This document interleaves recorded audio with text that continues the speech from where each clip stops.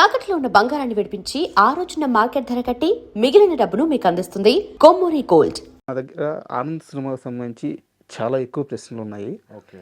అయితే నాకు ఒక్క క్లారిటీ ఇవ్వండి. ఆనంద్ సినిమాలో అనీష్ రోల్స్ ఏంటి? ఓకే. ఆనంద్ సినిమాతో మీరు ఎలా ట్రావెల్ అయ్యారో అది చెప్తే నేను దానికి సంబంధించిన క్వశ్చన్స్ అడుగుతాను. అంటే ప్రొడక్షన్లో ఉన్నారు. శేఖర్ కమ్ల గారికి మీరు ఒక నీడలాగా అని చెప్పి ఆయనే చెప్పాడు ఇంటర్వ్యూ ముందు. సో నాకు సరైన ఇన్ఫర్మేషన్ దొరకలేదు ఆనంద్ సినిమాకి సంబంధించి, ఎందుకంటే మీరు చాలా రోల్స్ ప్లే చేశారు ఆ సినిమా బ్యాక్గ్రౌండ్లో అని చెప్పేసి. సో ఆ సినిమాతో మీ ట్రావెలింగ్ ఏంటి? సో దట్స్ వెల్, అది ఆ సినిమా గురించి మాట్లాడాలంటే గంటలు గంటలు అవుతుందండి. It's like you don't know way to start and end with it నా. But I remember, I mean సినిమా కొన్ని ఛాలెంజ్ ఏముంది ఏంటంటే ఇట్ వాజ్ అది శేఖర్ రాసిన థీసిస్ స్క్రిప్ట్ అనమాట. ఆయన ఫిల్మ్ స్కూల్ గ్రాడ్యుయేషన్కి రాసిన థీసిస్ స్క్రిప్ట్. సో దాన్నే ఇంకా తెలుగు సినిమాలో తీద్దామని అనుకున్నారు.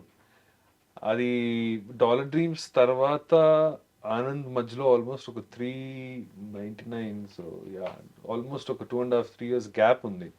ఆ గ్యాప్లో ఏంటంటే ఇంకొక డాలర్ డ్రీమ్స్కి నేషనల్ అవార్డ్ వచ్చింది, Indira Gandhi gold medal for best debut film అంతా వచ్చింది. కానీ నెక్స్ట్ కమర్షియల్గా ఒక తెలుగు ఇంకొక పెద్ద బడ్జెట్తో ఒక స్టోరీ తీయాలంటే తెలుగు సినిమాలో that was still like a challenging proposition. ఇంకా అంటే అంత ఈజీగా ప్రొడ్యూసర్స్ రావడం.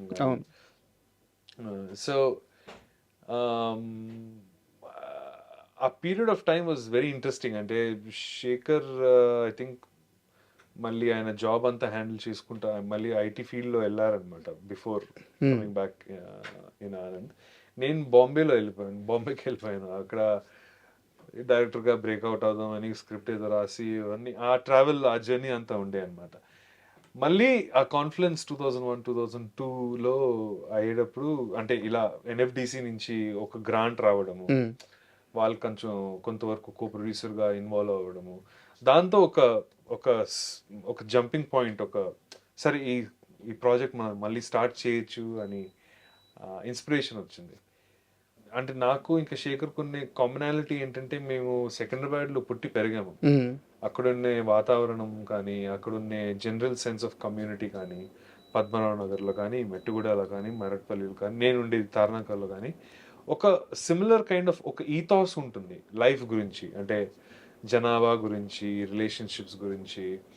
అప్పటి వరకు ఉండే తెలుగు సినిమాల్లో దట్ వాజ్ నాట్ రిఫ్లెక్టెడ్. ఈ కైండ్ ఆఫ్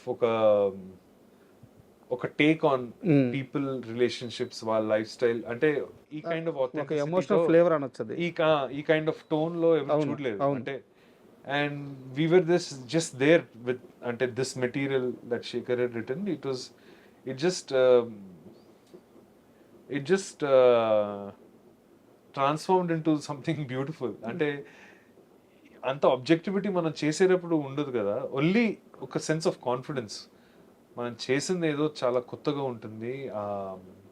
ఆ tone, feel, what ever it might be. అంటే ఎర్లీ మార్నింగ్ సికింద్రాబాద్లో కానీ, ఈవినింగ్స్ కానీ, మన చుట్టుపక్కల ఉన్న నేబర్హుడ్లో, చిన్న గల్లీల్లో ఆ లైఫ్ ఎలా ఉంటుందో, యూనో, ఇవన్నీ క్యాప్చర్ చేయొచ్చు, దీన్ని ప్రజెంట్ చేయొచ్చు అని ఒక సెన్స్ ఆఫ్ కాన్ఫిడెన్స్ మాత్రం ఉండేదన్నమాట. ఇంకా just so many factors, just one after the other. అంటే I think one of the big decisions is ఆనంద్కి అప్పటికే అంటే ఫస్ట్ మేజర్ తెలుగు ఫిలిం కదా, దానికి ఒక హౌస్ సెట్ క్రియేట్ చేయడం అనేది వాజ్ అ బిగ్ ఒక పెద్ద డెసిషన్. ఎందుకంటే మనం స్టిల్ ఇండీ స్పేస్లోనే సినిమా చేస్తున్నాము. So resources are limited. కానీ అంత రిసోర్స్ లిమిటేషన్లో కూడా సెట్ వేద్దాము, సెట్లోనే ఆ ప్రపంచం మనం బయట తీసుకొని రాగలుగుతామని ఆ decision was a very good decision. ఎందుకంటే Vijay garu our DOP, he was able to transform ఆ మొత్తం సెట్లో ఉన్న area into summer mornings, summer evenings, winter mornings, winter evenings, అలా మీకు సీజన్స్ కనిపిస్తాయి అన్నమాట. లిటరల్గా ఒక యూనివర్స్. సెట్ వచ్చి చూస్తే మొత్తం ఒక బబుల్లా బ్లాక్ క్లాత్లో కవర్ అయి ఉంటుంది అనమాట మొత్తం area. So it was very innovative way to అంటే లిటరలీ ఒక గుర్తుంది సార్ యూనివర్స్, ఒక వరల్డ్. ఆ హౌస్ ఇప్పటికీ గుర్తుంది. యా ఆ ఫ్రేమ్, ఆ స్టెప్స్ దగ్గర కూర్చొని అసలు వాళ్ళిద్దరు డిస్కషన్ ఉంటుంది ఆ స్టెప్స్ మీద. సో ఆ ఫ్రేమ్ ఇప్పటికీ గుర్తుంది, ఆ హౌస్ మీరు చెప్పేది. అయితే మీరు చాలా పొయిటిక్గా, చాలా అందంగా చెప్తున్నారు. నాకు తెలిసిన కొన్ని ఇన్సిడెంట్స్ గురించి మాట్లాడతాను ఆనంద్ సినిమా గురించి. ఒక స్టార్ డైరెక్టర్ని తీసుకొచ్చి ప్రివ్యూ వేశారు. ప్రివ్యూ వేసి ఫస్ట్ హాఫ్ చూసి అయిపోయింది ఆ సినిమా ఇంతేనా అంటే, శేఖర్ పాపం అయిపోయాడు అని ఒక ఎక్స్ప్రెషన్తో సినిమా చూసి ఇదేమి సినిమా అన్నట్టు ఒక ఎక్స్ప్రెషన్ ఇచ్చి వెళ్ళిపోయారు ఆ స్టార్ డైరెక్టర్. గుర్తున్నారు ఎవరు ఆయన మీకు?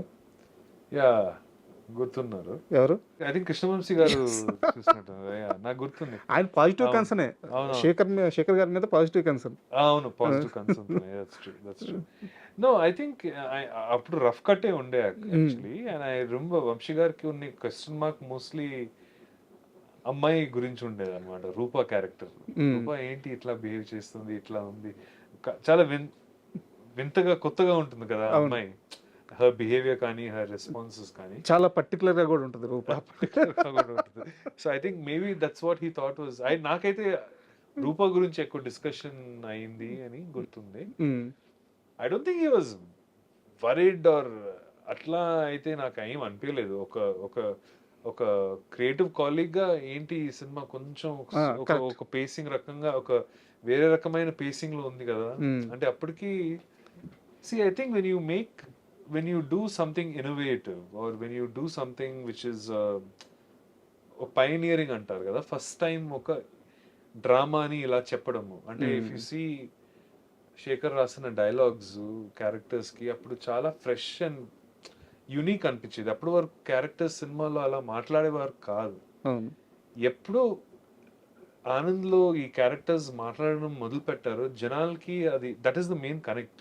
అరే ఏంటి మా అంకుల్లా మాట్లాడుతున్నాను, మా అన్నయ్యలా మాట్లాడుతున్నాను, నా ఫ్రెండ్లా మాట్లాడుతున్నాడు, నా ఇన్నర్ ఫీలింగ్స్ చెప్తున్నాడు, ఏంటి ఈగో లేకుండా ఇట్లా మాట్లాడుతున్నారు, ఏంటి ఒక మేల్ అండ్ ఫీమేల్ క్యారెక్టర్ మధ్యలో తేడా లేకుండా ఈక్వల్గా.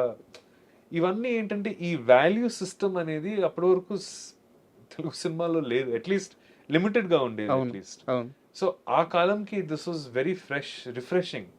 అంటే it's felt like a new voice and it still is like that.